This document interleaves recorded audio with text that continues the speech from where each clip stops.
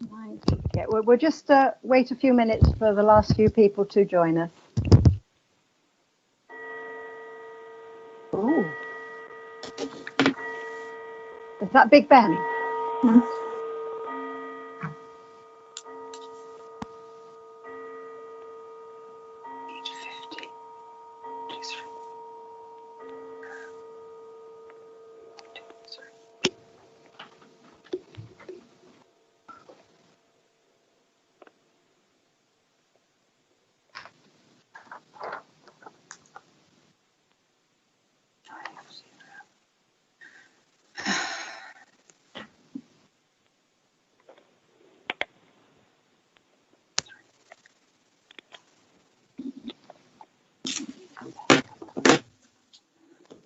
Hello, I finally managed to sign in. Morning, Catherine. Morning.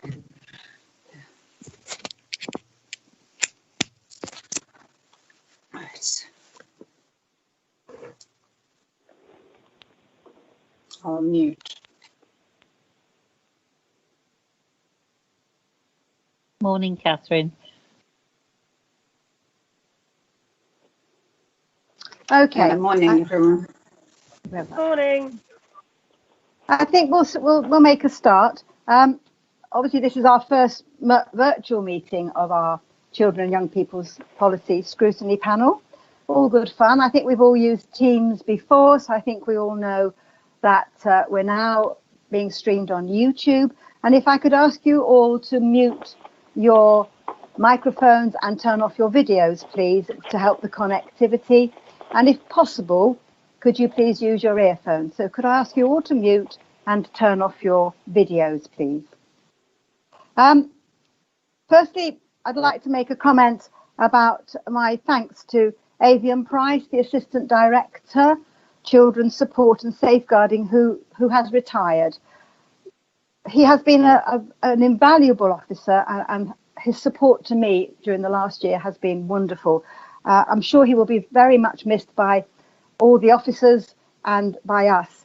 And obviously that means that the officers are now taking on his enormous workload for the next few months until somebody else is appointed. So thank you to all of you officers, for that. Obviously, we're going to use the chat function. Anne has kindly sent in her questions previously, so we will address those. Anne is on the phone. Has somebody got their mic on? I've got lots of crackling. That seems to have stopped. So we'll use the chat function, please, if you want to have questions after each agenda item. We will invite you from the chat function. Michelle Chesterman and I will invite you to ask your question from the chat function. And if you could keep your questions to the end of each agenda item, that would be really good. We are in difficult times. We know how much is happening in North Somerset. We know how hard everyone is working, both the population and the officers on the council. There's an enormous amount being done in our schools to try and get children back into schools. And I think we are all would echo a huge thank you to everybody for getting through this dreadful crisis in the way that we are. Is there any questions from any of you about the process? I know we've all done Teams before. Any questions about the process from anybody? Not from me, Chair. Thank you. And Michelle, can I ask you to take a roll call of who's here, and then perhaps afterwards to call out the names of the officers. So Michelle's going to do a roll call. If you could unmute yourself just to say here and then mute yourself, that would be great. Thank you. Over to you, Michelle. Okay, thank you, Chair. So I'll read out the names of councillors, and if you could say if you're present. Councillor Applin? No. Councillor Cherry?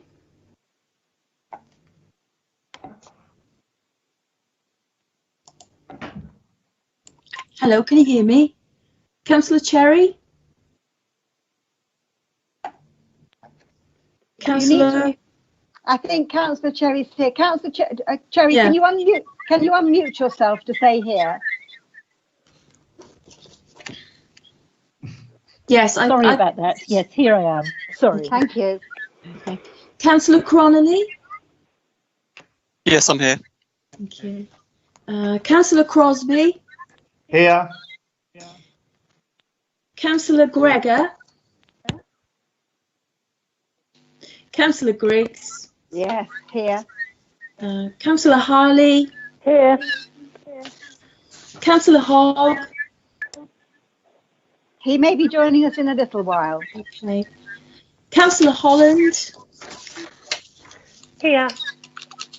Councillor Jacobs.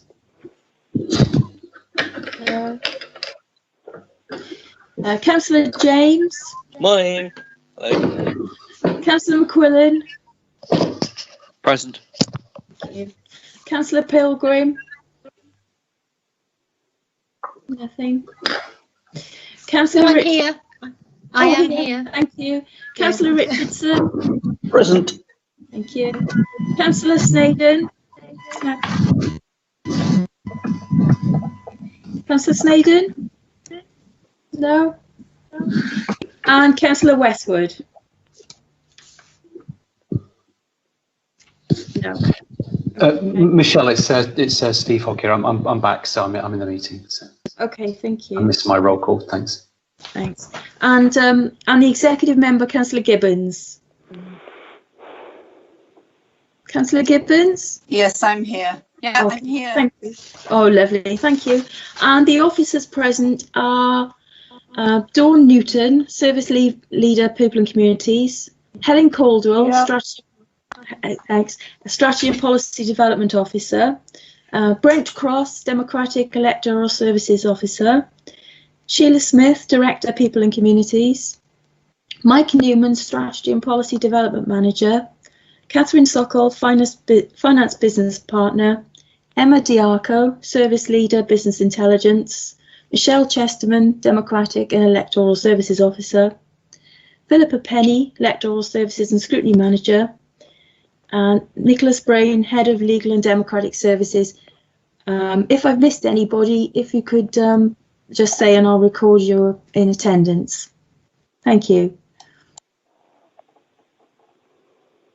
Thank you, Michelle. So could I remind you all now to turn off your mics and your videos to try and keep the connectivity good as much as possible. And we'll move through to the agenda. So there's no public talking to us. I don't think we've got any more apologies for absence, Michelle. No more apologies, no, Chair. Could I ask for declaration of pecuniary interest, please? Anybody?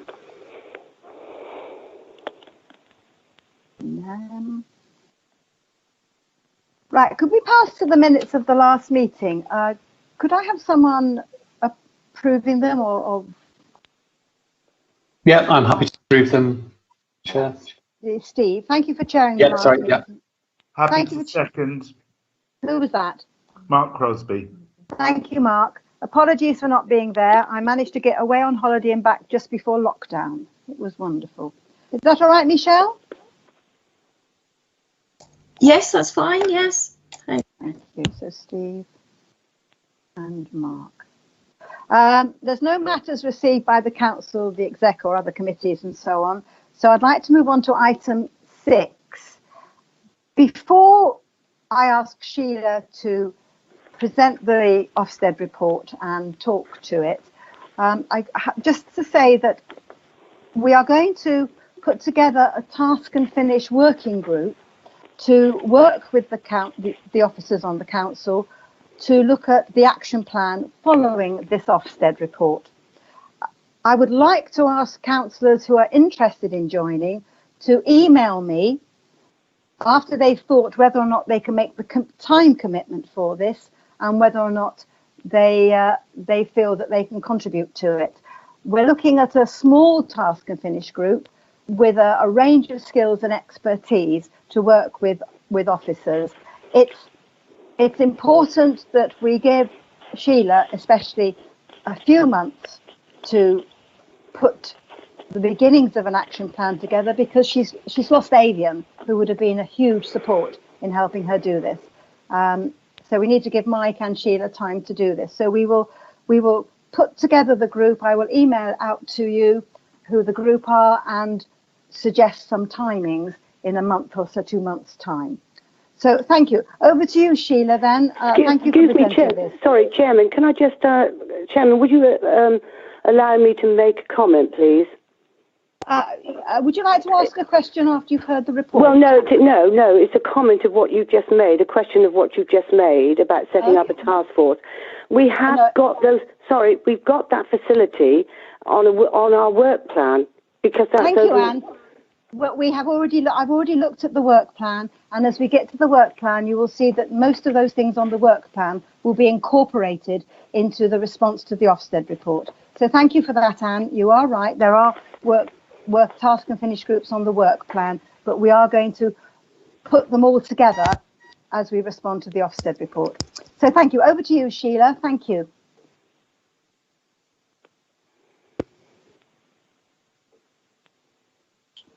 Chairman, it's Nick Brain. I think Sheila is having technical difficulties and has just dropped out temporarily. I don't know whether you want to hold a couple of minutes to see if she can come back in, or... I'm back. Oh, you're back, Sheila. Thank you. Thank you, Nick. Sorry. Thank you, Sheila. Do join us. Okay. Thank you very much. So I'm now going to... Oh, hang on. I need to find my... Sorry, because I've got booted out. I've lost my papers. So let me just go to my things. So apologies, members, for this. I'm going to go as fast as I can. Oh, crikey. Here we go. Okay. So you've all had the Ofsted report sent out to you, and I just wanted to take the opportunity to go through this briefly to remind you of both the areas of strength that they identified and also the areas where we still need to do work on improvement. I think it's fair to say that as officers we were very disappointed by this outcome, as indeed was our lead member and our leader. It was quite a tough, hard inspection, and we had hoped that some more of the work that we'd done would have been recognised. But as you'll have seen reading the report, inspectors took the view that some of it was not yet embedded and therefore couldn't really be acknowledged as strengths. Notwithstanding that, I have to say, I was quite heartened, Chair, to hear you say that actually you'd gone through and identified the many positives that are in there that do actually outweigh the areas of weakness. So thank you for that. I will also say that everybody put their heart and soul into the inspection in terms of officers, and so they did appreciate it. It was a tough inspection. You know, they stepped up to the plate. So in terms of children in need of help and protection, Ofsted determined that this requires improvement to be good. You'll see that the areas of strength that they looked at was our One Front Door, which is our response to notifications around domestic abuse.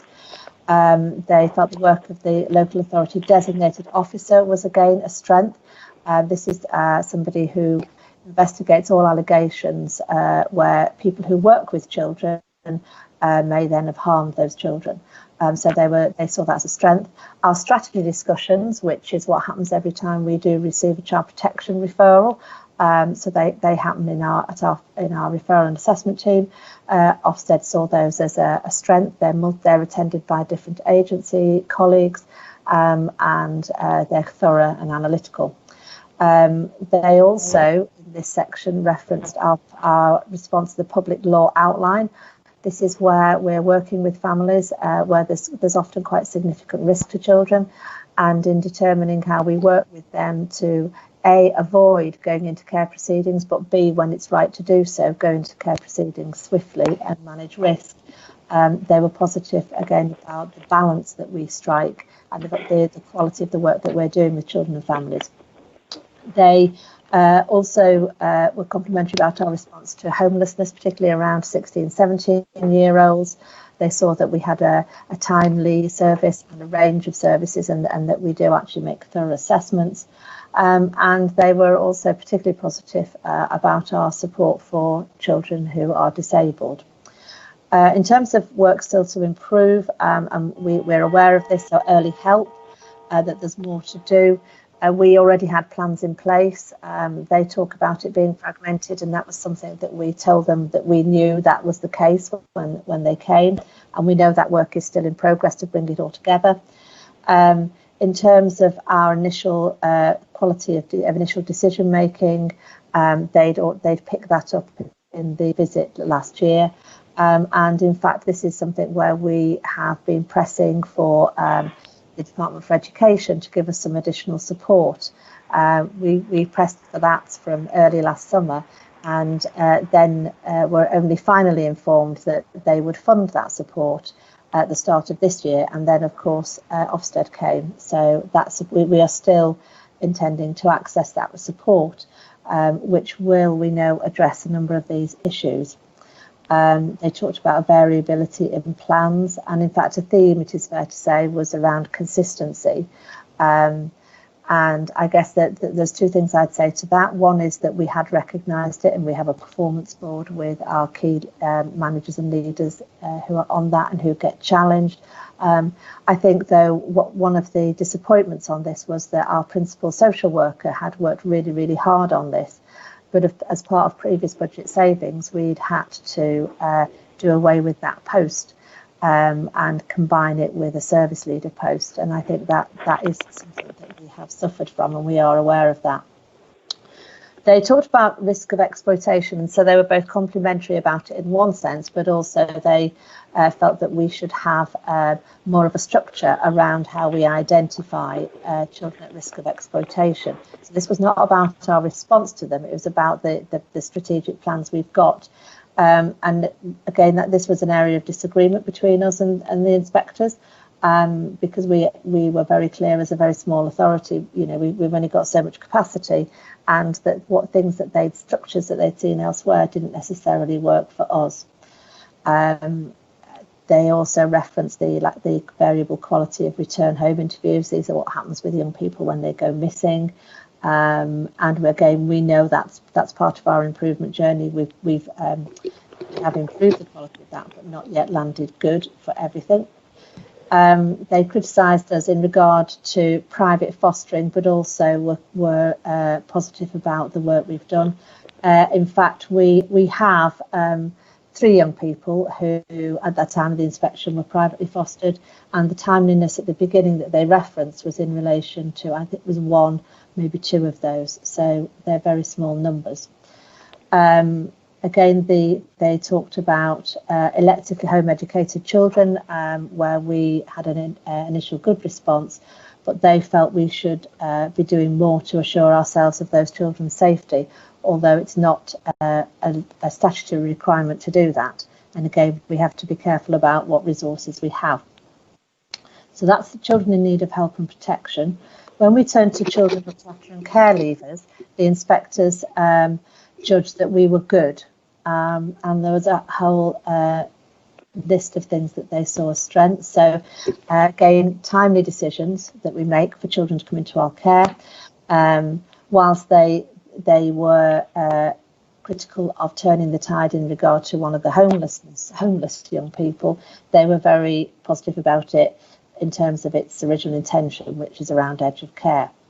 They were positive about our care plans and permanence, our social workers and family support workers direct work with children, and the fact that we're very clear about we understand children's experiences and we work with their wishes and feelings. They were very positive about our trauma-informed work that goes across children's services, and also the education and access to activities opportunities that we give to our young people. A key strength was around our children understanding why they're in care as a result of the work that workers do with them, and also we here in North Somerset call it family time, elsewhere they call it supervised contact. But this is where children meet their parents and extended family when they're no longer living with them. But we facilitate that, and again, they were very positive about the quality of that. They thought our decisions and support for our care leavers were really good. The fact that we're in touch with practically all of our care leavers, apart from 1 or 2 who actually don't want to be in touch with us.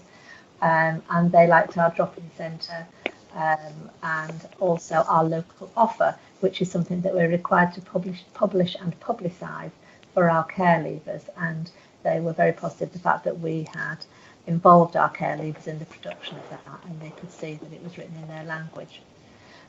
In terms of areas to improve, again, they thought it was good that all children have a health passport as they leave care, but they found a couple of young people who they interviewed who said that they didn't have them. There's also work to do in regard to when we place children with foster carers and we then decide that they're going to stay there permanently, that we need a more formal process for matching. And again, we were working on that when they came. They were critical that we left children with social workers for too long before we transferred them through to their personal advisors, because they didn't feel like they were able to form a relationship over 6 months with their personal advisor, who then takes over responsibility when they're 18. And we agreed to disagree on that, but nevertheless we will obviously take that into our improvement plan. We'd had a real drive on the quality of pathway plans, which again is about where we set down what we're working with young people on in terms of their route to independence. And whilst they were really pleased with some of the quality, there were others that they felt could be improved. The drop-in for care leavers, that they asked we should look at whether or not we should extend that into the evening for our care leavers who are working at. That's absolutely fine and right, so that is something we will take forward. And they recognised that although we'd put quite a few things in place, that nevertheless we still had young people who weren't able to be in education, employment or training post 16. Now some of that we're very well aware of, and we have some young people with regrettably enduring mental health issues who aren't able to access work. And we have taken opportunities to do some work on that, but there's more to do. The third area that they looked at was leadership and management, and this is leadership and management from all of our leaders up through the council as well. And in terms of areas of strength that they identified there, they were positive about the fact that we had reduced our reliance on agency workers within our children's workforce, and they identified that we did have good purposeful relationships with our partner agencies. They also acknowledged that we'd continued to support some of the high quality intensive work by the consult team who support both our foster carers and adopters to meet children's emotional and wellbeing needs. The drop-in centre, the Mockingbird project, which supports foster carers, which is helping to increase the stability of where children live. They were also very positive about our relationship-based and trauma-informed practice. They saw that it was particularly strong here, which meant that our social workers are mostly confident in their practice and equipped to support children. We did draw their attention to the Bright Spots survey, which we're very proud of, and they did acknowledge that that is a good way of collating the views of children in care and acting on things that need improving. And they did acknowledge the new political leadership and the new chief executive who have prioritised children in the updated corporate plan, and that we've also strengthened the governance arrangements so that I, as Director of Children's Services, am better held to account. They also acknowledge that we've seen some financial investment, in particular early health and fostering. Disappointingly, they said that we had more to do on our corporate parenting role. They acknowledged that our new safeguarding partnership is still in its infancy, and so it was not about improving, it was expanding on that. And they also said we still need to improve our quality assurance and audit activity so that it links much more to this whole issue around consistency of practice. They also felt that we had more to do to monitor those children whom we care for, and who are on the CAMS waiting list. We did again have quite a discussion with them on this, because we felt that was we were carrying out our responsibility at a strategic level in terms of endeavouring to hold health to account, and also on an operational level, we are supplementing and offsetting the gaps in CAMS. But they still felt that we should know all have a waiting list. And also our links with Adoption West, they felt they could be strengthened. So in conclusion, they are the main areas. I'm happy to take questions from people, but it's probably helpful because I got booted out, so I'm not quite sure. But I'm hoping that the chair did make reference to setting up an Ofsted improvement task and finish group of a small number of you to work with us as officers. And so I would like to take that opportunity because I think it is important. I'd also like to flag that the corporate parenting presentation that we did at distance with members, although so the good news was there were 29 members present, so the not so good news was there were 21 that weren't. But nevertheless, I have to say on behalf of officers, we were amazed and really pleased at the offers that came in from many of you in regards to what you could do in your role as corporate parents. So I have absolutely no doubt that our corporate parenting will be back to being a strength rather than saying that we could have done more, which we felt was rather churlish given the new arrangements, the multiple elections, the multiple periods of PERDA, and the reality of having a significant number of new members. However, I will, if it's helpful, now just turn to Councillor Harley's number of questions that relate to the Ofsted action plan, and then let me just see if then I'll open it up. Is that okay, Chair? Yes, thank you for that, Sheila. If you could address Councillor Harley's questions, and then we'll open it up to the chat. And Michelle, if you could manage that for me. Okay. Okay, thanks. Okay, thank you. So just running through. Just running through. I mean, obviously, Councillor Harley has put in a number of the areas of the inspection report. And I think that obviously I have answered some of these and acknowledged that some of them. So, for example, that the needs of a small number of children are not understood quickly enough. Again, we did push back on the delay in the allocation of social workers when Ofsted were here. There were no children without an allocated social worker, and we did challenge them on that, but that remained in the report. The issue around inconsistency on assessments, that's again why we are seeking the support from the DFE, hopefully from North Tyneside Council, to help us with that variability and inconsistency. Councillor Harley also raises the issue about information being lost in regards to children then being placed for adoption. And so the issue around the day-to-day lives not being adequately understood, it's not about information being lost for circumstances in which children are placed for adoption. This was rather at the very front door in regard to referrals and initial assessments. The issues about that Councillor Harley raised about children at risk of exploitation. So again, I have raised that and said that is work that we're doing, and we continue to have very good links with particularly our police colleagues. We do know who all the children, when children get reported missing in North Somerset, we're very clear about which ones are ours. We're also very clear about notifying where it's other authorities where children are here, and our coordinator knows all of those children who do go missing, and there are individual plans in place where to reduce the numbers of missing episodes, and indeed we've had some quite good success in working with police on that. I think turning the tide, when it says about there's a missed opportunity, this was in regard to the homeless young person that I referenced earlier, where turning the tide had been offered to that young person, but then the case note hadn't appeared to have it followed up.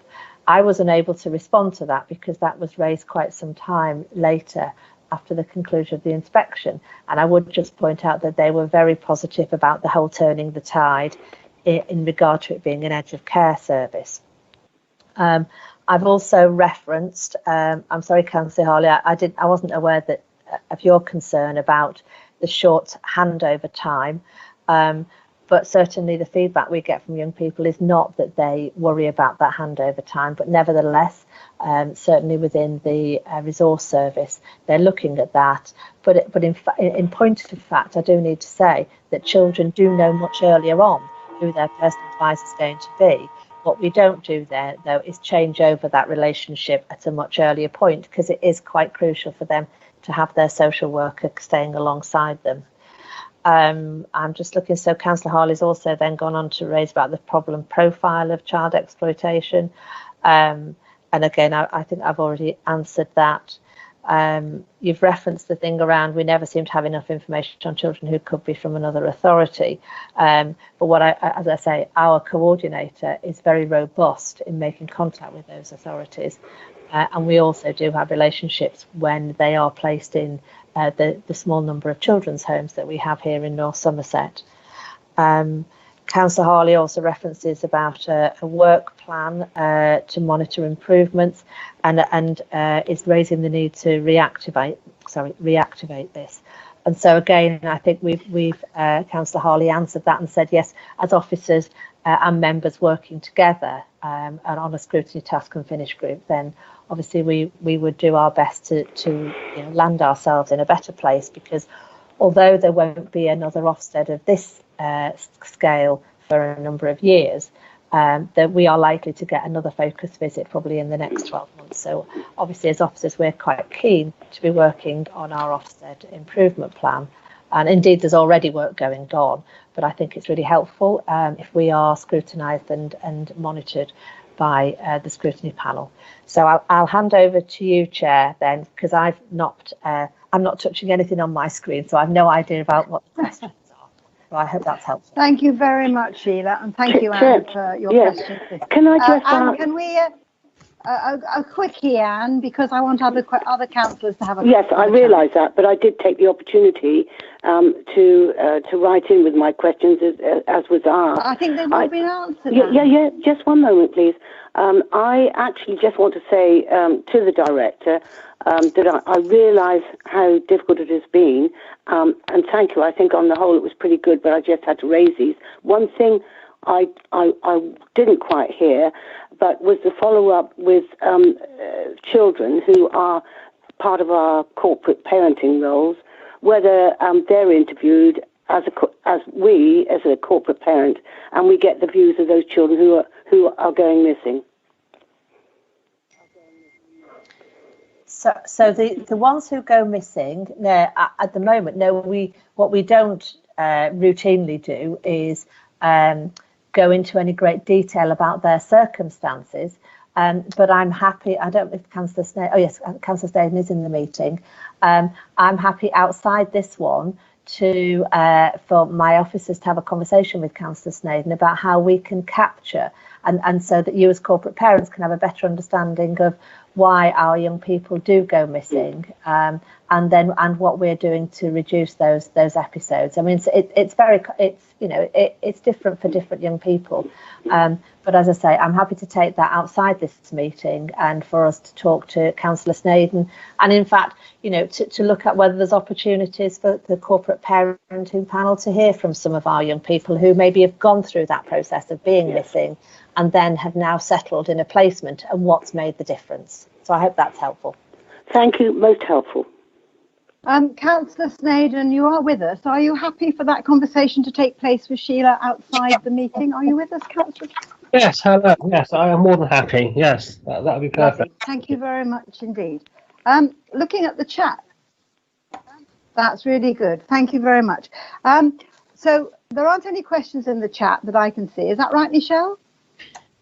Yes, no questions in the chat, Chairman.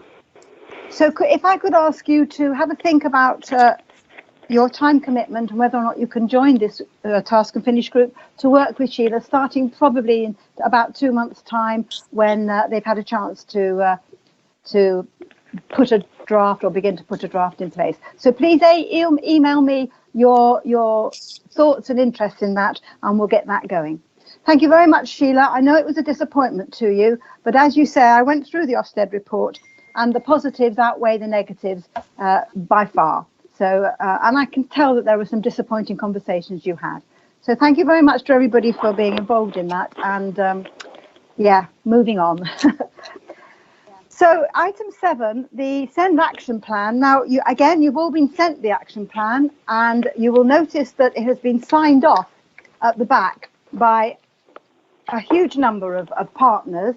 Kent and me, our chair of the North Somerset Parent Carers Working Together group, has been involved in this all the way along.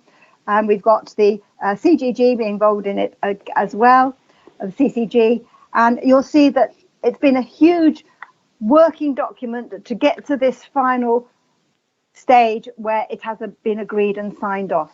So I think before I hand over to you, Mike, I'm suggesting, because it's really important that all councillors know about this, I'm suggesting that perhaps in September we have an all-member briefing on the SEND action plan, on the SEND strategy. So anyway, over to you, Mike, and thank you very much. Thanks, Councillor Griggs. Hope everyone can hear me okay.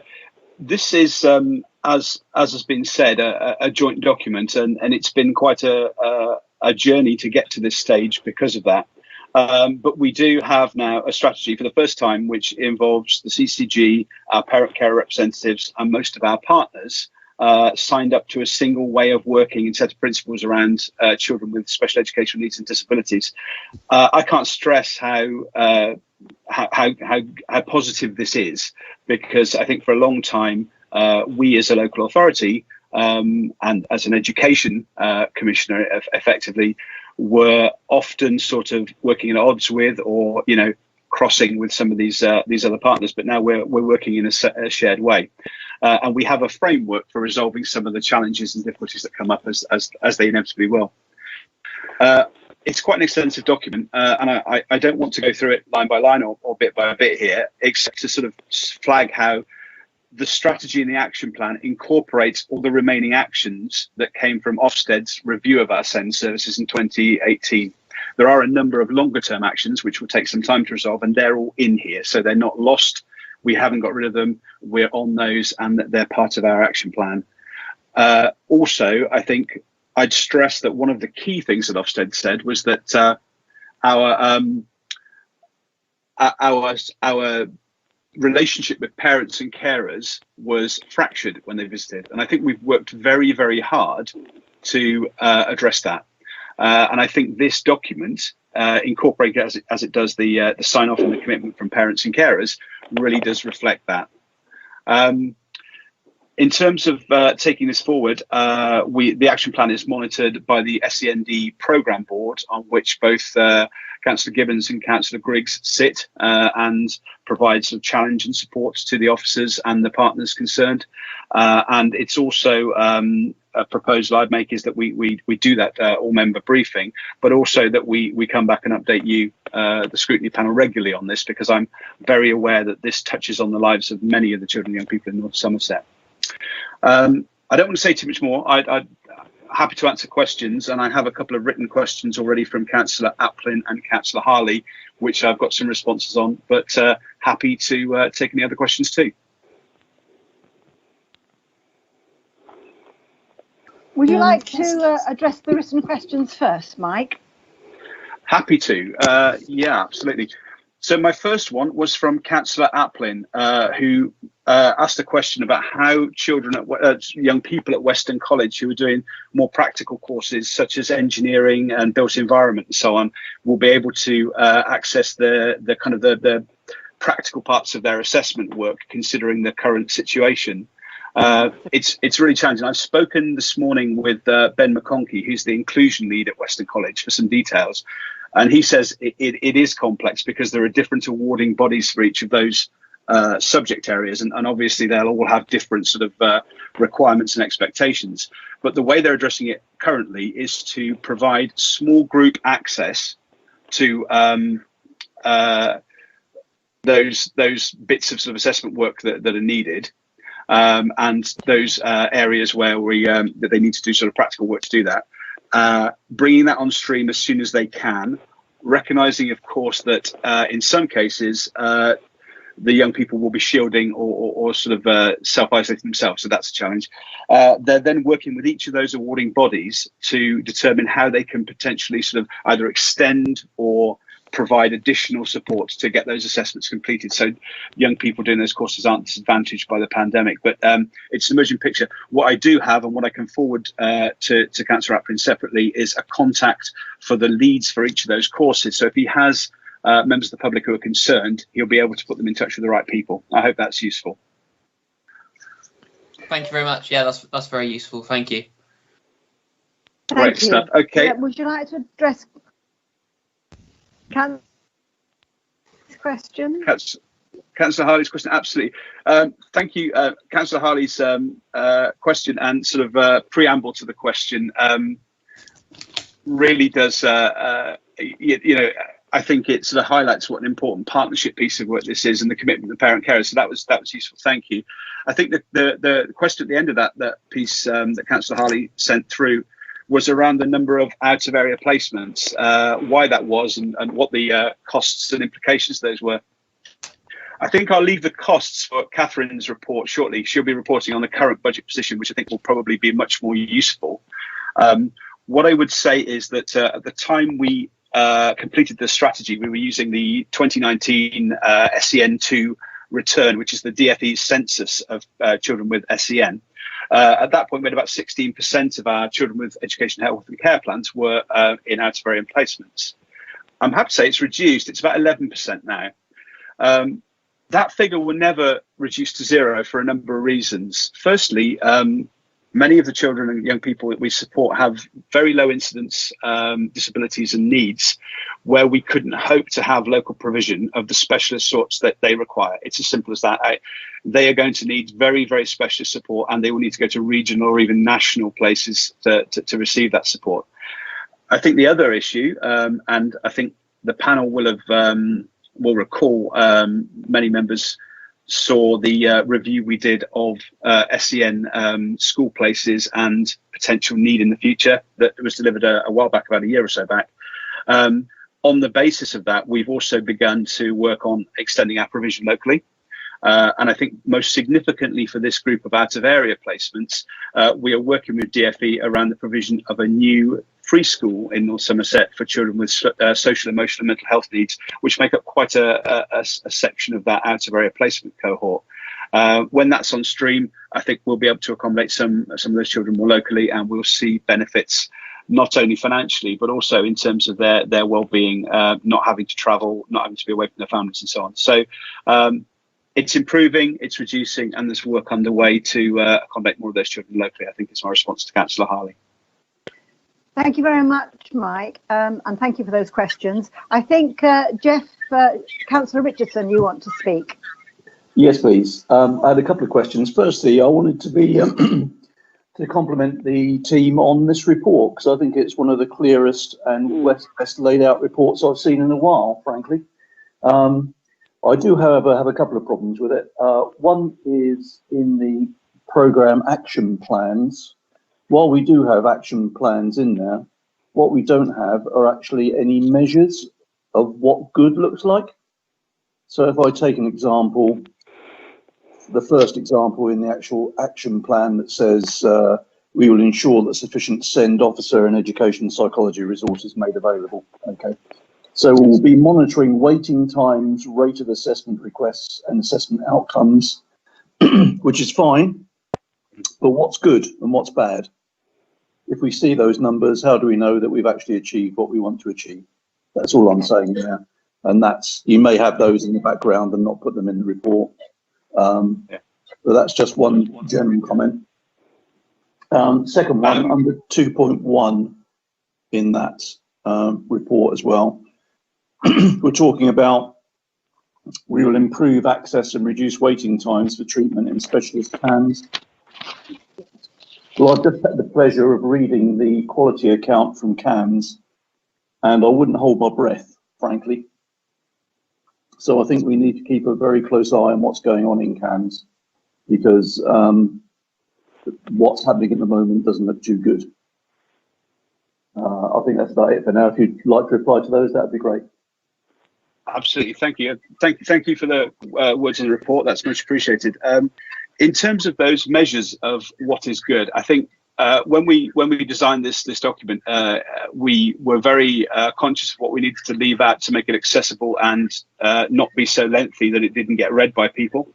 The other thing to say is that all of these actions need to be sort of addressed by sort of separate, sort of more detailed sort of project plans, some of which will live within North Somerset, some will be shared, some will be entirely with the CCG, and so on. So the SEND programme board, which, as I said, the executive member and Councillor Griggs attend, will receive those detailed action plans and will monitor them and will challenge back on them. So we'll be able to report back on them. And there are much more detailed measures there of what we expect to see.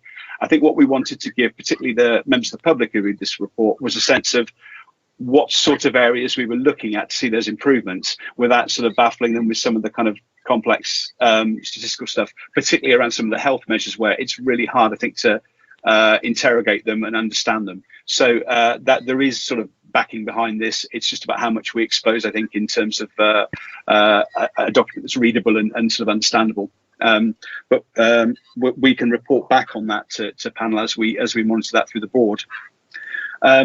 In terms of the CAMS position, I absolutely agree. It is challenging. It's a challenge for the CCG. I know that the Chief Executive and Sheila have both put pressure on colleagues in the CCG to deliver on some of the improvements that have been promised. I know the contract has changed and that there are a great deal has been sort of, suggested will improve on the basis of the new contract with AWP as a provider. It's early days. And of course, that contract change happened in the midst of the pandemic and we've really not had a chance to get to grips with it yet. So we will be challenging. We will keep pressure on through the board. And as I say, senior officers and members are absolutely sort of pushing for that improvement. So I don't want to hold my breath either because that's never a good strategy, but we are on the case. And I think I can certainly support those comments from being on the SEND board. We have constantly tried to put pressure on the CCG to attend and to bring forward how they're going to deliver their part of the partnership, and it's a real challenge sometimes. So thank you for that.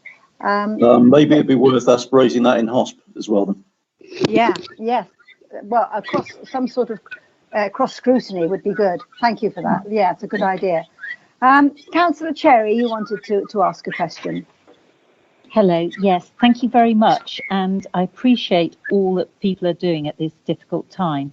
I am also deeply concerned about CAMS because I keep hearing from residents about terrible problems. I'm also being approached by many people who have autistic children who are desperately worried because of the impacts of the lockdown and the fact that they've had no access to extra help during this period, and they foresee massive problems when they actually try and get their children back into school.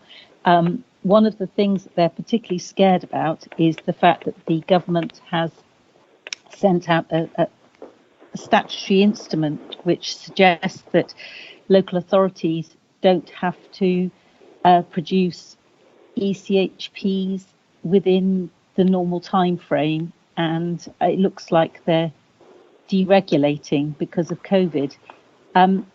Will our groups, our SEND plans, ignore the government's attempts to deregulate, or what are they going to be trying to get more access to funds to help these special groups? Thank you. Absolutely. I mean, the relaxation of the legislation around education, health and care plan timescales actually came a lot later than we expected. We thought it would come quite early because it felt like an area that where there would be considerable pressure to change, but it actually only arrived about a month or so back, and it has a very limited lifespan. It runs until October, at which point the normal rules kick in. The legislation is quite clear. It continues to expect us to deliver on those plans, and it continues to expect us to make all the relevant assessments and involve all the relevant professionals. It simply says that it recognises that they may not respond in the same timescales. So whilst I understand the concerns, I think we will be continuing to press for that. I know the SEN team who do those assessments are working really hard to not only manage the sort of the current situation, which is challenging, but to also continue to sort of improve the timescales in North Somerset anyway, because it's something we're very proud of the fact we've had really good 20-week compliance in the past. There have been some issues around sort of the capacity of education psychologists who are critical to that process in terms of their delivery, but we've sort of tried to work around those and work up plans to cancel them. So we're really keen to keep that really good record in North Somerset. And, certainly if it means that we will not be penalised because the legislation now says, if health delay their response by a few weeks, it's not critical, then that's fine, but I don't think we are going to slack off in any sense in our sort of pressure to keep these moving. I think particularly as we go through the summer and some children will be starting new schools for the first time, or, for the first year with an NEHCP in place, it's absolutely critical we press on, and the team are really working hard to do that. Thank you for that, Mike. Yes, health again raises its head, doesn't it? There are no more questions, so I'd just like to reiterate that we'll have an all-member briefing, perhaps in September, beginning of September, on this, so that the whole council, all the members on the council, are aware of what we are doing and the strategies we're putting in place. And we look forward to you bringing to the group the detailed action against each of these parts in the action plan, because it's all very well having your strategy, but you want to know how, when, and what you've achieved, and whether you've achieved, as Councillor Richardson says, good. So thank you very much for that. Thank you. Thank you very much. If we can move on to the budget monitor, which again has been attached, and I'd like to hand over to, it's not Emma, is it? Catherine, for the budget monitor. Are you there, Catherine? I am, Chairman. Thank you very much. Thank you. I don't intend, obviously, going through the report in its entirety. It's quite a long report, but I think I'll pick out some of the pertinent items, and particularly there's a couple of items that relate to some of the debate that we've had today about some other matters. Thank you. So in summary, this presents the overall year-end position for children's services in relation to last year's budget and spend. It shows that we have an overspend of £1.99 million. That's just short of 7% of the budget, and is a slightly worse position than we reported at period 11. I think it's worth noting that we also had fairly significant overspend at the end of the previous financial year, and whilst quite a lot of growth was applied to the children's services budget for last year, that simply hasn't been able to keep up with the demand, particularly in relation to placements for looked after children, which I will talk about in a moment. So the table in the early part of the report just explains where all the variances are against the budget, and clearly placements for looked after children is the major variance. So I'll just talk about that for a little bit, and that's starting from paragraph 3.4. So as I said earlier, we did have some budget growth applied in the last financial year to try and close the gap between budget and spend. But as you can see from the table, our spend increased from the previous year by £0.3 million. And I think just to aid with understanding, it'd be helpful if members could turn to Appendix 2. And I'll do that at the same time, because I think it explains quite helpfully the particular areas of spend and where placements cost more and less.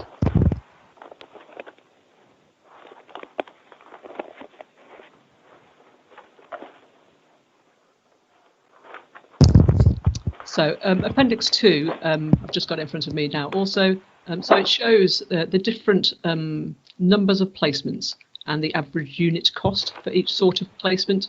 So the top three are the areas where we spend most of our money, and it's just, I think, useful for members to understand the kind of price differential in some of those areas. So, for example, in 1920, we had about, on average, about 80 placements in an in-house fostering placement, and they cost on average, excuse me, around £25,000 a year. We had on average around just about 64 placements in independent fostering, and they cost almost double, so they cost between £40,000 and £45,000 a year. And then we come on to some of the more expensive placements. So we had on average last year about 16 children in residential placements.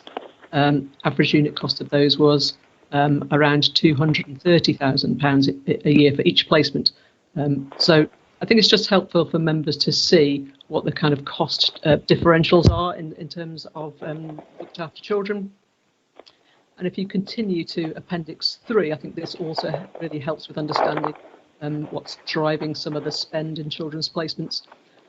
So during the course of the previous year, we had an average of about 225 looked after children's placements. But as you can see from Appendix 3, there's been quite a jump. And during the course of the last financial year, we were averaging something more like 240 looked after children. So at the time that we set the budget for 2019-20, we were probably around this kind of autumn of the previous year when looked after children's placements were much lower. So that's part of the explanation for the increase in cost. So I'll just go back to the report. So I think the other thing I wanted to pick up particularly was, and it refers to something that Sheila said earlier on about agency staff. I think it's just worth noting. So paragraph 3.24 shows our spend in the last few years on agency staff. So you can see that back in 2016-17 we spent £1.7 million on agency staff and children's services, and last year that's reduced to significantly reduced to just short of £400,000. So I think that's just worth noting in the context of what Sheila's saying. It was mentioned, I think, as part of the Ofsted report. I'll just move on to 3.28, which is medium-term financial planning. So obviously we've completed that process for this year, and we've set the budget for 2021. In the table that follows there, it shows how much growth has been allocated to the children's budget again for 2021. So part of it will begin to close the gap again in terms of the looked after children's placements. So we've added £650,000 to the budget there, partly to reflect inflation, but also to reflect the increase in the number of looked after children that we're seeing.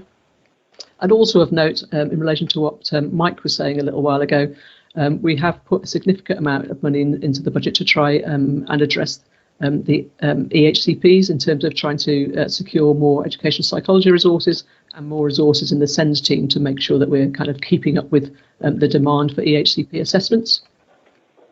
So again, I think that's worth noting.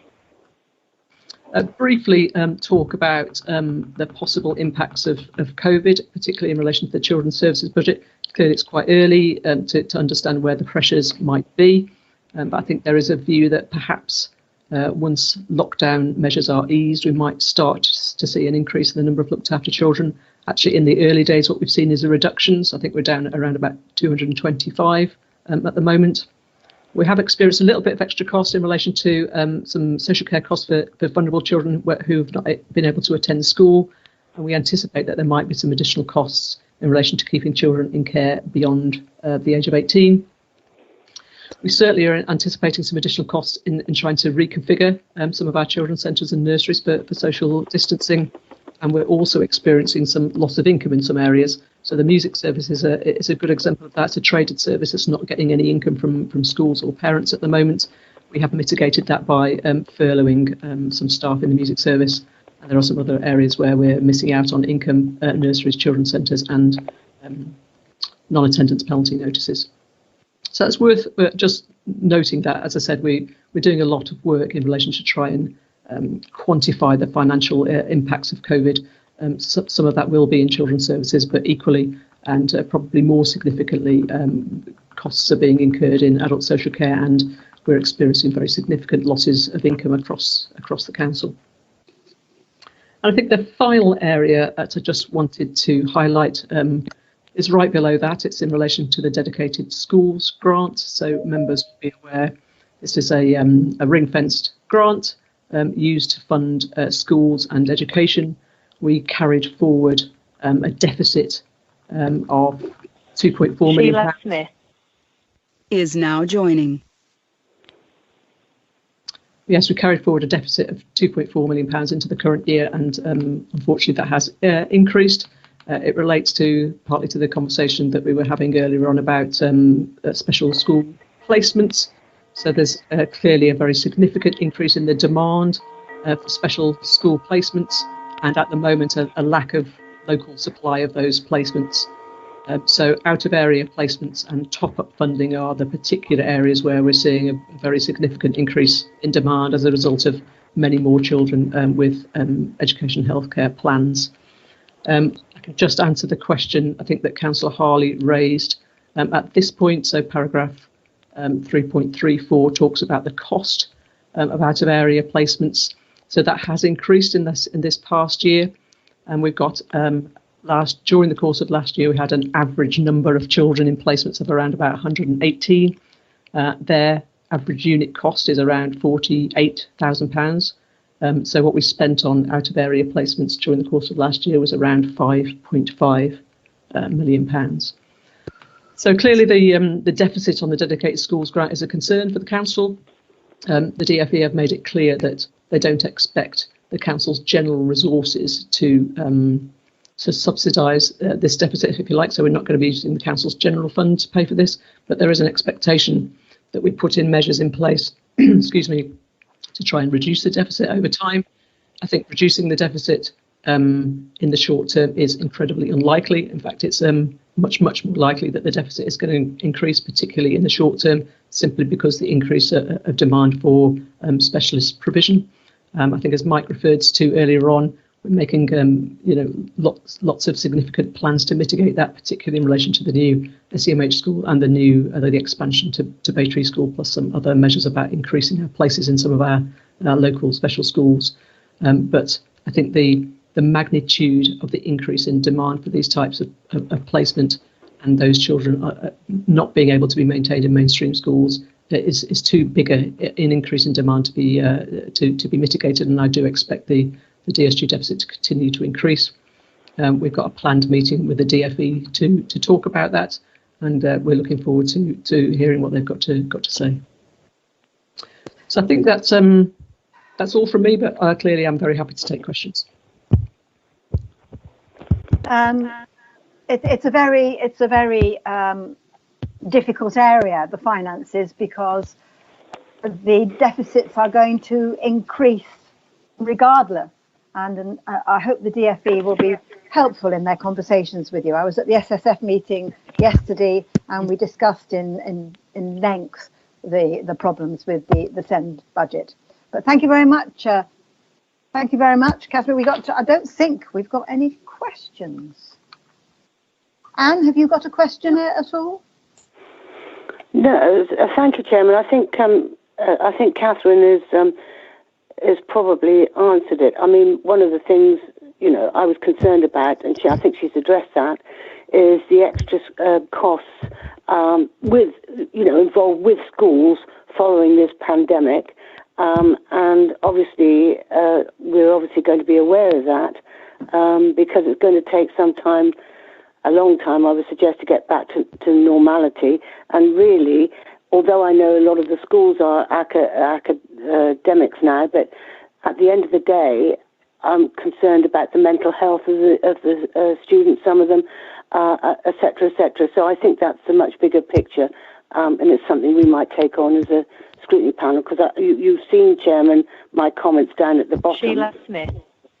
Sorry. Is now exiting. Oh, good old Sheila. That's really what I'm concerned about as well. So, we're all in it together. We've got to work as a team. And you are right. Children's mental health is a real issue, and to try and get the services for them and the support for them remains a huge problem. Thank you, Anne. I think it's just worth saying in relation to the pressures that are on schools. That schools are funded from the dedicated schools grant, which sits, kind of ring fenced and outside of the council's general fund. So I think it's our expectation, if that there are additional pressures on schools, then that should continue to get funded through the dedicated schools grant. Although clearly we have not heard anything really from government about how funding might change in terms of the dedicated schools grant. But of course, we have continued to fund schools and early years settings to their normal extent during the course of the pandemic. So there has been no reduction in funding to schools during this period. They've been continued to be funded as normal, if you like. Yeah, thank you for that then. I think Councillor James, you have a question? Just a question on, I know for the social distancing measures, there's stuff being done for primary schools and soon to be secondary schools, limited stuff that's funded by the DFT active travel grant, I think. But in another meeting, they said that where this isn't enough, the council will use its own resource. Will this be the education budget, or would this be a different budget in supporting schools for social distancing measures? So thanks, Councillor James. So I wasn't aware of what you're talking about in terms of funding coming from the Department for Transport. I think generally speaking, as I said earlier on, we would expect any changes that need to be made in schools to be funded from the dedicated schools grant and without recourse to the council's general funding. But there's been very little information from government yet about what changes might be made to the dedicated schools grant. Okay, thank you very much for that. And thanks.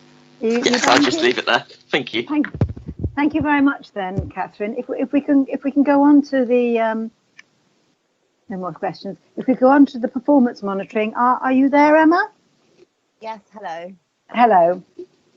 So like Mike and Catherine, I won't go through the whole report piece by piece, but I'll just pick out some of the key aspects within it, and hopefully Sheila's here too if there are any questions that come in the chat, and I am. Lovely. Okay. So this is the performance monitoring report that we bring to every panel. We take performance monitoring reports to all of the scrutiny panels and obviously to other areas in the organisation. This report includes any recent Ofsted inspections of our services, an analysis of any key corporate performance indicators that fall under the remit of this panel, and then a bit of an overview of our various key service measures for support and safeguarding services within the council. So under the inspection and improvement, which is any Ofsted inspection, you'll note that we don't have the North Somerset Council inspection here as it was published after this report was submitted. What we do have is one inspection related to North Somerset schools, which was World Secondary School. That was inspected in February. The report was published in March, and the school requires improvement at the moment. You can see that there's a table which lays out all of the North Somerset schools and all of their different ratings. So we have just one inadequate primary school, which is Blagdon, no inadequate secondary schools, and all of our special schools and pupil referral units are good. Moving down to table 1.1, which is our key corporate performance indicators. You can see here that we have quite a bit of green, which is always good to see. So as is often the case for the number of children we offer places to on National Offer Day, primary and secondary, we're always in the top quartile nationally for that. So everybody was offered a place who applied for one. Apart from it was 0.1% of applicants who weren't, and those were children from abroad who we didn't have a statutory duty to offer a place to. We have some good news about reducing the gap between our free school meal children and non-free school meals. So you can see there that for our early years foundation stage, the gap has decreased, and it's slightly higher than the national figure, but we have seen an improvement in our ranking. For Key Stage 1, again, we've reduced the gap as well there for reading, writing and maths. Again, slightly higher than the national averages still, but within the targets that we had set ourselves. Unfortunately, we haven't reduced the gap quite as much for Key Stage 2. It's increased slightly and is higher than our target and the national and southwest figures. And for Key Stage 4, we have an amber rating there because whilst we have the in-containment gap has increased, it's higher than our target, but it's better than the overall and southwest figure. We have some good results as well around work, which Sheila spoke about earlier, actually, in our Ofsted report, which is about the work we do with care leavers as part of our Achieving Aspirations programme. So we had 50 57 care leavers participating in that, 31 of which secured training, apprenticeships or employment. And we've also had some strong results around the number of children accessing early help episodes through things like children's centres or our high impact families programme, which achieved the government target that we had been set for the year. And we've also seen a decrease or kind of a steady situation in terms of the number of children in need or children on a child protection plan. We do have 2 red measures there, which are around our looked after children. And that's the number of looked after children aged over 10 years entering care. That's aligned to our SIB and also the overall number of children. But as Catherine pointed out, we have seen a reduction within the quarter of this year. We have a number of measures around support and safeguarding. I won't go through them all. I will just give you a bit of a summary to say that the number of contacts to children's social care has fallen when we measure it through our records on the social care system. But we do have other programmes of things like our One Front Door, which is around domestic violence. And that when you line those 2 figures up, then you can see it's fairly steady. Again, our early help numbers keep increasing with episodes offered through children's centres and through our high impact families programme. Referrals to children's social care have seen a slight decrease over the last few years. There's a bit of a downward trend there, and they're generally lower than our stat neighbours and national averages. But just 6% of our referrals are closed with no further action. 94% go on to receive a further service. Our children in need numbers have remained fairly steady throughout the year, and you can see there's a map included which looks at a little bit of hotspot analysis, which shows that generally you tend to see hotspots in some areas of Weston-super-Mare. Our child protection plans have fallen slightly over the course of the last year, and there's a downward trend there, though the reasons for coming into a child protection plan have stayed fairly steady through 2018-19 and 19-20, with the main reasons being emotional abuse and neglect. Children looked after, again, there's a very slight linear trend, but generally speaking, they've remained fairly steady over the past few years, and so too have generally the reasons for children coming in to be looked after, with the main reasons being abuse or neglect or family being in acute stress. Our placement types, which Catherine did touch on slightly within the finance report, again, not huge changes when you look at figure 2.3 over time. Generally speaking, most of our children are placed in agency foster care or North Somerset foster care, and the other areas around independent living and hostels and so on tend to kind of remain steady. And in terms of our foster carers, we have 150 registered foster carers. We have 25 kinship carers and 6 supported lodgings for a small number of older people. We did pick up slightly in the Ofsted report around our care leavers. In terms of education, employment and training is slightly below where we'd like it to be, although it does tend to kind of trend alongside the national figure and the statistical neighbour figure. But we have seen huge improvements in our care leavers in suitable accommodation, which has increased hugely and is showing a steady upwards trend. So, our suitable accommodation has ranged from 80 to 95% over the last 3 years, comparing to about 84% nationally. And very good news around our high impact families programme. We hit our government target of families showing significant and sustained progress against multiple issues over the course of the programme. Our missing children numbers have shown a slight decrease over the last year, especially for those who are looked after. That showed a downward trend. And our numbers around children identified as being at risk of childhood sexual exploitation has remained fairly steady, as there was a peak on that graph, but that's due to, as we've explained, the closing of a large number of hazards. So that's the whiz through of the data. I think probably my summary would be that we don't tend to see lots of change in this data on a quarter by quarter basis. You look at trends over the course of the year or over the course of the last couple of years, but there's nothing in this data that is hugely different than the last report to this panel or is an area of specific concern outside of what we pick up as part of the reports to Sheila's Directorate Leadership Team. Sheila, did you want to add anything to that? No, I think as you say, we don't show massive swings in North Somerset in terms of our data. And some of the references in Ofsted, you can see that we absolutely know the children that we're working with. no, happy to take. I noticed that Councillor Cherry wanted to speak, so happy to take any question that anybody has. Yes, Councillor Cherry, would you like to ask your question? Thank you very much. It was just about the fact that at the last meeting we talked about, instead of using free school meals, that you would update reports with pupil premium, and I just wondered if that would alter the report a bit. But I thank you very much for the report, because it's very interesting. So I'd like to know if you could, as agreed, change it to recognising where pupils have pupil premium rather than free school meals.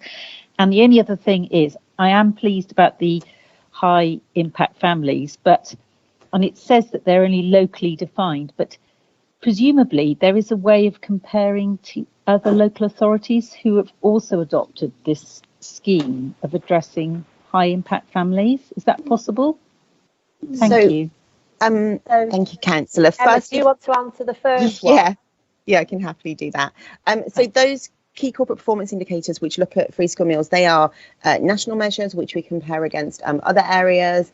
We can look at picking up something around pupil premium, and we can fold that into the new corporate performance framework, which is currently in development, and I'll see if we can include something in the next panel. Apologies, I wasn't at the last one, but yeah, we'll see if we can do some reporting around that. Thank you very much. And Sheila? Okay, and then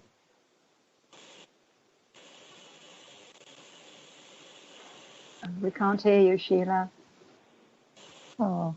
Shall I jump in on the high impact families? So high impact families programs, the point of them that they would be very specific to local areas. So there was quite a lot of autonomy about how you set the various different performance indicators around high impact families. So things like, for instance, people going back into work, what the programs of work were around supporting that. So whilst you can compare to whether all of the various different local authorities also hit their targets, it's not really a fair comparison, because there were quite a bit of difference across the board. That being said, we hit 100% of our target, and my understanding is that across the Southwest, that's the case for the majority of local authorities also. Thank you for that. I'm sorry that Sheila keeps disappearing. Her IT is obviously not working very well. We don't seem to have any more questions, but that was a really, really comprehensive report, and there's lots and lots of information there. So if any of the councillors have yet to have a look at it, please do, because it is a very interesting set of data that is worth considering. Thank you very much then. We'll move on to the panel's work plan. I'd just like to address one of Councillor Harley's questions, because we'd already considered this. We're going to incorporate into the new task and finish working group that we're going to set up as a result of Ofsted. We're going to incorporate the question about in-house foster carers and the foster carer strategy, and the child sexual exploitation working group. I think those working groups will be part of our working group looking at the Ofsted action plan. So we're going to roll it all into one task and finish group to address the issues in the Ofsted action plan and work with the officers to put that action plan in place. But Michelle, over to you.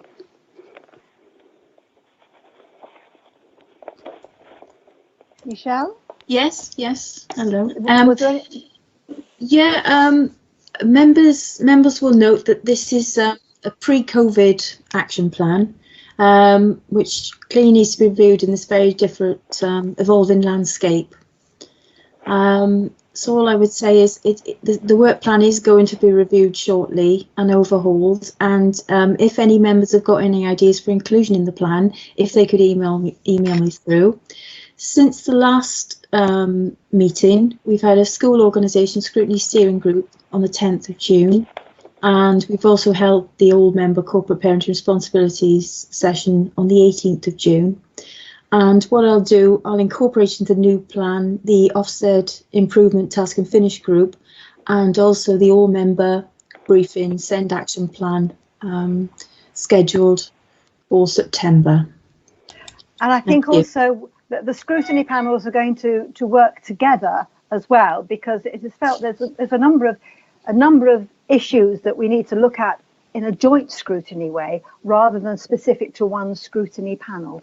So we have got working groups or briefings with the other scrutiny chairs and vice chairs to look at that, because we don't want to be just in a box. Yes, Michelle, sorry.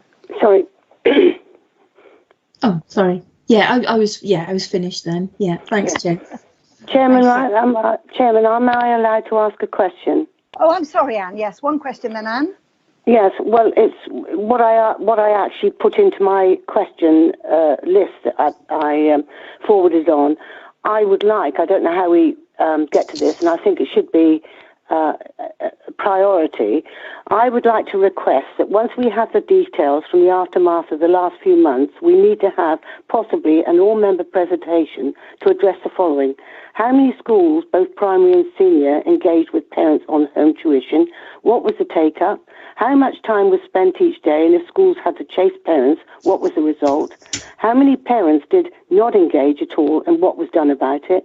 Are they prepared, particularly for children who will undoubtedly have some mental health issues, and that may get even worse when they find themselves behind in schoolwork and unable to cope? And what was the take-up from poorer families on home tuition?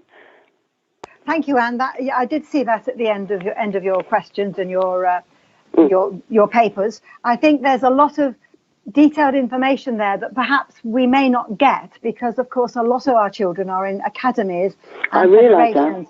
Over to you, Sheila. Do you think we can get any sort of data like that? I certainly have the data for my school as a governor, but whether we can get North Somerset data, I don't know. Sheila, have you a thought?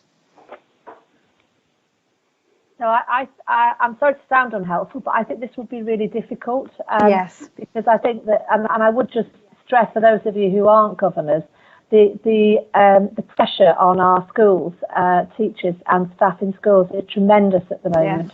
Yes. We are in contact with all our schools, regardless of whether they're academies or not, and we are being very careful about the information we ask from them, because actually they are quite burdened with the whole thing about trying to get children into bubbles, get the priority for our vulnerable children and key worker children, but then also have to balance staff who are self-isolating or shielding, and also anxiety on the part of parents and staff. So I do have to say, Councillor Harley, we will never be able to get this detail across all of our schools, and I do think it would be quite an unreasonable burden to put upon them.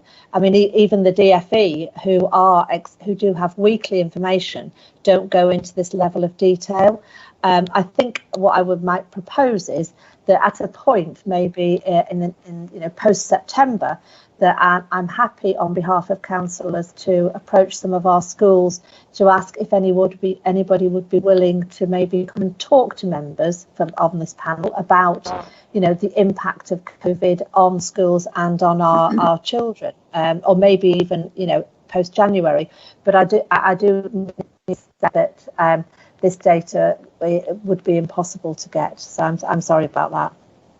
Yes, I'm in agreement with you there. It would be very difficult to get that data, but I think it might be very helpful, perhaps at the beginning of next year, to have a briefing from one of our schools about the last year, starting in March, because I think there's going to be huge ramifications for our children and young people. So yes, I think that's a good plan. Perhaps Michelle, could that go into the work plan? Something about next January, February, a presentation about the effects of COVID on schools. What do you think, Sheila? No? Yeah, I could add that. Yes. Yes, I think that would be useful for members. Yes. And I'm sure we could get probably somebody from a primary, somebody from a secondary, somebody from a special, just to talk about all the, because I know they're doing huge amounts of work and they've got huge constraints, but they are doing doing some very, very good work in our schools in North Somerset. So yeah, I think post January, give them a bit of period of reflective charging, and I think that would be a really helpful thing for you as councillors. Chairman, can I come back on this, if I may? It's not. Please don't accept it as a criticism. My concern is, and that's why I raise them as they are, is what will happen in the future about an Ofsted inspection on schools, and I would like to think that we avoid any of these problems. I know in my own area that there are some children that, and the parents have been very concerned that they their child has not kept up. The school has tried to get them engaged, but it's been very difficult. And I am just trying to say, to highlight it to us as councillors, that is there any way we can get where there may have been a problem and we've addressed it before Ofsted come in and criticise us not doing anything about it. I can say that schools are incredibly aware of the impact of the schooling issue over the last few months and for the rest of the year. There is no doubt that the curriculum, the children's mental health, the children's progress and attainment, the children's engagement could well be affected in all sorts of different ways. I don't necessarily think it's an North Somerset Council issue, but it certainly is a school issue, and I'm certain that the schools are well aware of it over the next year. And in fact, not just the next year. If you think of a child who has not had at their GCSEs, who's been out of school for 6 months, who may not be back in next year, the ramifications are enormous. I think we are all aware of that, Anne, because it's just mind-blowing, And there's I agree. I agree. So That's why I raised it. I think everybody is aware of that, and it's got to go right up to the government, because the government is obsessed with data and attainment and progress and results. The government has got to come out with some way in the next 2 or 3 years of mitigating the effect of the lack of schooling on our children. So anyway, I should shut up because I'm on a roll here. Thank you very much, everybody. Chairman, we've got some comments in the chat. We don't seem to have any questions, sir. Oh, hello. Yeah. Councillor James, yeah.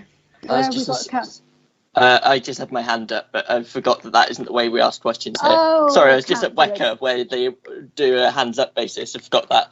I was just going to say to the previous comment, the Education Select Committee are doing some formal meetings, and they're covering this in quite some depth. So if Councillor Harley wants to look at their work, they're doing some really interesting work right now, which perhaps answers it better than North Somerset can. But I was just wondering, we've got large MATs in multi-academy trusts in North Somerset. I wondered whether the MATs themselves, whether it's opposed to just schools, might be able to give some quite valuable information to this panel, or would, like, for example, if Gary Lewis or someone from someone from these MATs were to come to this panel, would they be able to give some interesting information? Would that be valuable, or would that just be a waste of everyone's time? I think we need to leave that for the moment, Hugh. I think there's certainly next year there may be a place for one of the chairs or CEOs of the MATs to come and talk about the long-term implications of the lack of schooling and the effect of COVID on our children. I think it's something for the future, and I think it is going to be a really important discussion. Who did you recommend? I just, from my own experience, well, he was my head teacher. I know Gary Lewis, but I'd recommend getting to just looking at the Parliamentary Education Select Committee for now. Okay, thanks for that recommendation. Then I think I don't see any more questions. Councillor Cherry, Chairman, would like to speak. Okay. Councillor Cherry? Councillor Cherry? Sorry about that. Just to say that I appreciate that you say that we ought to leave it for a bit, but I think there will be some urgent work, because in fact people are looking at how we're going to get the children educated before they go back to school. So it might be good if we do have a meeting to get to hear from some of the what the MATs are doing, because obviously they educate a large number of the children across North Somerset. I agree with Hugh, and they're very concerned, because the main problem is not parents' unwillingness. It's the fact that they haven't got access to the internet. Some of the poorest families, and specifically those on pupil premium, So it is a really very, very serious problem. And I think I can just, say, Caroline, that I know for a fact that my local school, there are iPads have gone to our families who do not have internet connection. I think Cleveland Comprehensive School, Cleveland Secondary School have given iPads to all their students. I don't think it's a huge issue, but it is certainly one that the schools will be addressing now. They won't have left it. Schools are addressing the problems now. So no, I'm not talking about the wealthy schools. I'm talking about the schools in the covering the poorest areas where they, I understand there are, large numbers of children in the family, and they've only got like one iPhone between 5 children. And also, it's not just the actual phones, it's actually the internet connection. They're not connected. And that's why the government has to be asked to help, because it's not just a local authority issue anymore. I know that from my own experience, we have got staff going round to children with hard copies of the learning resources. Anyway, thank you for that. Yeah, no problem. Yeah, thank you for that. Oh, someone, have people got their mics on? Hello, Chair. I did put that I'd like to make a comment or answer a question. Yes, please go ahead, Councillor Westwood. Yeah, it's following up on what Councillor Harley raised. As a former teacher, and I've still got a lot of links with people who are still teaching and are still involved in education. At the moment, the state of play is such that they are still in schools unsure whether some year groups might not be able to go back until January.